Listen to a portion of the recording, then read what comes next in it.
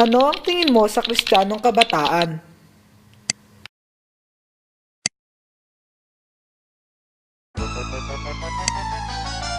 Corny at killjoy. Hindi mo man lang maya sa gimmick o kaya inuman. Wala man lang sense of enjoyment. Maraming alam. Sa lahat na lang may say sila.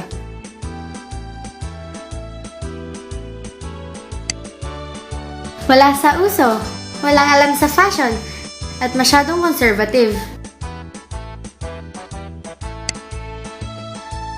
Forever alone at certified no boyfriend or girlfriend since birth. Wala silang experience sa love. Overly religious. Puro na lang relihiyon. Banal. As in, sobrang banal. At marami pang bawal. Ang mga ito ay ilan lang sa mga bagay na naisip ng tao kapag sinasabing Kristiyanong kabataan. Pero, ano nga ba talaga ang Kristiyanong kabataan? Hindi naman sa corny o KJ kami. Meron lang talaga kaming ibang source of joy. Hindi naman sa marami kaming alam. Para sa amin kasi, ang Bible applicable para sa lahat.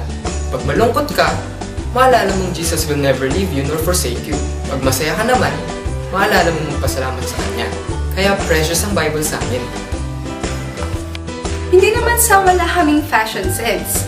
Gusto lang namin na maging maayos ang aming pananamit sa paningin ng kahit sinong lalaking nakakakita sa amin dahil naniniwala kami na there's beauty in modesty.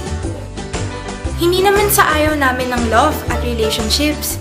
Inaantay lang naman namin ang right time at right person na ilalaan ng Panginoon sa tamang panahon dahil naniniwala kami that true love waits. Hindi lang naman ito dahil sa reliyon.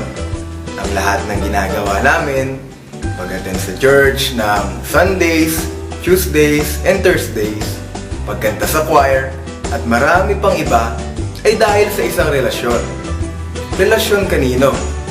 Relasyon kay Kristo.